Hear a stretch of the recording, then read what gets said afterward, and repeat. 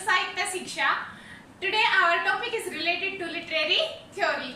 आज हम literary theory के क्या होती है उसके बारे में डिस्कस करेंगे और लिटरेरी थ्योरी के टाइप्स यानी कि लिटरेरी थ्योरी कौन कौन सी होती है उनके बारे में डिस्कस करेंगे कि कौन कौन सी लिटरेरी थ्योरी है। चलो शुरू करते हैं।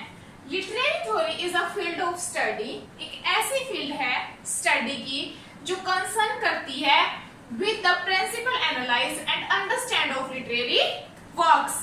किसके ऊपर कंसर्न करती है? जो प्रिंसिपल एनालाइज है यानी कि जो सिद्धांत है किसके कि जो चीज किसी भी लिटरेरी वर्क को अंडरस्टैंड करे और उसके प्रिंसिपल्स को समझे और क्या करे, एनालाइज करे उनको। ओके, इन इजी लैंग्वेज मैं आपको बिल्कुल इजी लैंग्वेज में समझा देती हूँ। जैसे कोई भी बुक है तो अगर आपने उस बुक को पढ़ा है, कोई भी नॉवल ले लो, जैसे कि जेन ऑस्टिन का कोई नॉवल ले लो, एमा ले लो, तो अगर आपने उसको पढ़ा है तो उसके बारे में एनालाइज करना कि उसके अंदर किन किन थीम्स का यूज हुआ है, क्या क्या जो मेन जो पॉइंट ऑफ व्यू था उसका वो क्या है, उन सभी चीजों को डिस्कस करना। ओके, कि उस वर्क के अंदर क्या इंपॉर्टेंट था, क्या उस वर्क की क्वालिटीज हैं, क्या उस वर्क की थीम्स हैं। किसी भी वर्क, लिटरेरी वर्क्स जो होता है उसको एनालाइज करना और उसके हर कंसेप्ट को अंडरस्टैंड करना, यही क्या है, लिटरेरी थ्योरी है, यानी कि उसको एक अलग नजरिए से देखना। ठीक है, आई होप कि यहाँ तक आपको क्लियर हो गया होगा। We find four types of theories during works of literature. अब जो ये थ्योरीज हैं, अलग अलग तरीके की थ्योरी होती है, अलग अलग थ्योरीज हैं जो अलग अलग तरीके के वर्क में अप्लाई होती हैं। चलो देख लेते हैं वन बाय वन की ये कौन कौन सी है। मैं पहले ही आपको बता देती हूँ कि 4 तरीके की ऐसी थ्योरीज है जो अलग अलग वर्क्स में अप्लाई होती हैं। Okay, first is mimetic theory. Mimetic theory जो है वो आई है ग्रीक वर्ड मिमेसिस से, जिसका मतलब होता है इमिटेशन या रिप्रेजेंटेशन, किसी को इमिटेट करना या कोई काम कर रहा है उसको देखकर उसी काम को रिप्रेजेंट कर देना। This is called representation. Okay, means people influence by each other, यानी कि हम क्या करते हैं, एक दूसरे से इन्फ्लुएंस होते हैं। जैसे कि वो इतना अच्छा अप्रिशिएबल वर्क कर रहा है तो मैंने उसको देखा, मैं उससे इन्फ्लुएंस हो गई। तो जो मैन होता है वो इन्फ्लुएंस होता है एक दूसरे से, एंड देन जिससे वो इन्फ्लुएंस होता है वो उसको लिटरेरी वर्क में, या हम कह सकते हैं कि किसी से इन्फ्लुएंस होकर जो काम करा जाए उसको इमिटेशन बोलते हैं, यानी कि उसको क्या बोलते हैं, मिमेटिक थ्योरी। मिमेटिक का मतलब होता है नकल करना। ओके, दिस थ्योरी से, ये थ्योरी हमें बताती है how well a literary work imitate life, कि कितना अच्छे से कोई लिटरेरी वर्क है वो किसी लाइफ को इमिटेट कर सकता है, कितने अच्छे तरीके से लाइफ को रिप्रेजेंट कर सकता है। ओके, आपने देखा होगा ना कितने रियलिस्टिक नॉवल भी होते हैं, या कोई बहुत सारे ऐसे फिक्शन भी हैं, नॉन फिक्शन भी हैं, उनमें आपने देखा होगा लाइफ को कितने अच्छे से रिप्रेजेंट करा जाता है लिटरेरी वर्क्स के थ्रू। ओके, आई होप यहाँ तक आप क्लियर हो गया होगा। अब इसका जो मेन यूज है वो कब, अब ग्रीक से आई है, तो ग्रीक के जो थे राइटर एरिस्टोटल ने क्या बोला इनके इसके इमिटेशन के ऊपर। Aristotle says imitation is given us by nature, सबसे ज्यादा बाय नेचर एंड मैन, की इमिटेशन हम दो ही चीजों की करते हैं, या तो हम नेचर की करते हैं या हम किसी पर्सन की करते हैं। Okay, he says poet does not imitate reality, कि पोएट ओनली रियलिटी को ही इमिटेट नहीं करता कि उसने देखा कि एक पेड़ से पत्ता गिर रहा है और उसने सेम वैसे ही लिख दिया, बट उसके साथ साथ ब्रिंग रियलिटी को एग्जिस्टेंस में लेकर आता है थ्रू मिमेस।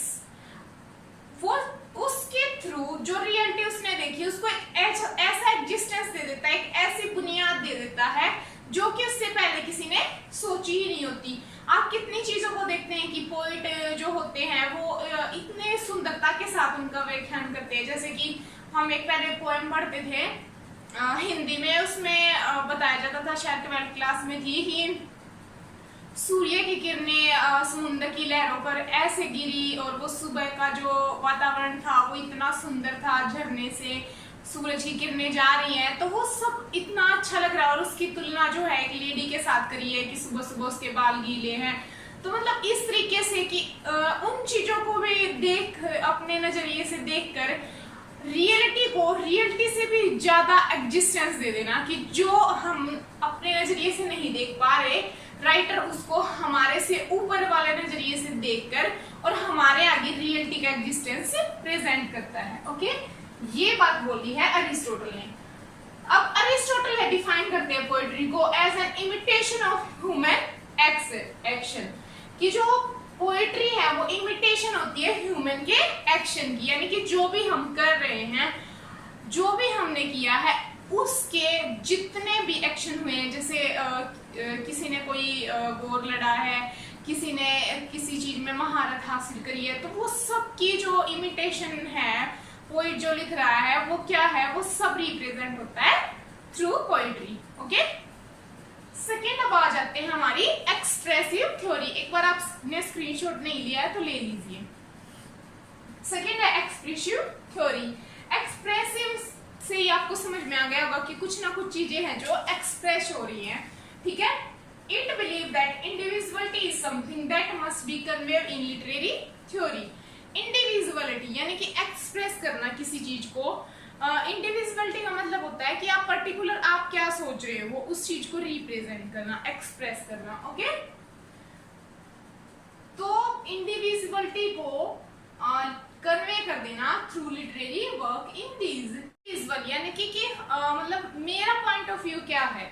इंडिविजुअली का मतलब होता है कि सिंगल पर्सन के पॉइंट ऑफ व्यू को समझना। तो इसमें जो एक्सप्रेसिव थ्योरी में जो सिंगल पर्सन यानी कि इंडिविजुअल फीलिंग और जो इमोशन होते हैं आर्टिस्ट के, वो यूज होते हैं, और ये यूज करे गए रोमांटिक राइटर्स के द्वारा। रोमांटिक से आप सब अवेयर होंगे, वर्ड्सवर्थ, कोलरेज, विलियम ब्लैक हो गए जो प्री रोमांटिक थे, उन्होंने इन चीजों को बहुत ज्यादा यूज किया है। वर्ड्सवर्थ की एक डेफिनेशन भी है पोइट्री को लेकर इसके ऊपर, कि poetry as a spontaneous overflow of powerful feeling, यानी कि एक इतना भरी हुई, स्पॉन्टेनियस का मतलब होता है फुल भरा हुआ, जो पावरफुल फीलिंग का ओवरफ्लो हो रही है, यानी कि हमारे अंदर जो चीजें हैं वो इतनी ज्यादा भर गई है नेचर से कि हम उनको अब वो ओवरफ्लो हो रही है थ्रू वर्क से।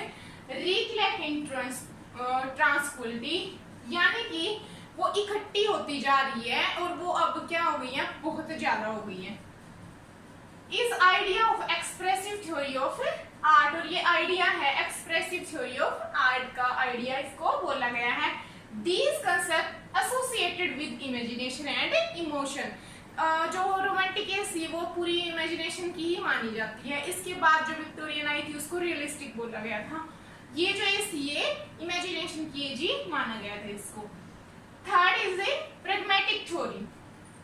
प्रैग्मेटिक थ्योरी में क्या करा गया, ये थोड़ी सी इनसे डिफरेंट है। It can consider something to be true without needing to confirm that it is universally true और नॉट।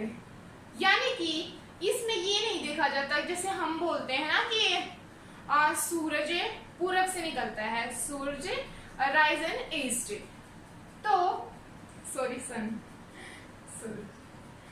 तो इसमें क्या होता है कि जरूरी नहीं कि हर चीज जो हम ट्रू मान रहे हैं वो यूनिवर्सली ही वैलिड हो, ठीक है। इसमें जो सही लगता है, जो सही होता है, जो रियल उनको दिखता है, या जो ट्रू होता है, उसी को ट्रुथ माना जाता है, चाहे वो यूनिवर्सली ट्रू हो या ना हो। ओके, इट सेज, ये कहता है कि जो कमिटमेंट होती है is not only into text but also in social action की। यानी कि आप अगर कोई बात बोल रहे हो तो ऐसा नहीं कि वो टेक्स्ट में लिखी है तो ही वो सही है। आप अगर सोशली जहाँ पे रह रहे हो, या एक जो सोशली जो आपका एनवायरनमेंट होता है, वहां पे भी हर जगह आपकी कमिटमेंट सेम ही रिक्वायर्ड और वैलिड होती है। चार्ल्स एस्पायर जो हैं वो फादर कहलाए प्रैग्मेटिक थ्योरी के। Okay, fourth is objective theory. ये डील करती है with literary work itself, objective theory as assumption that truth is singular and unbiased।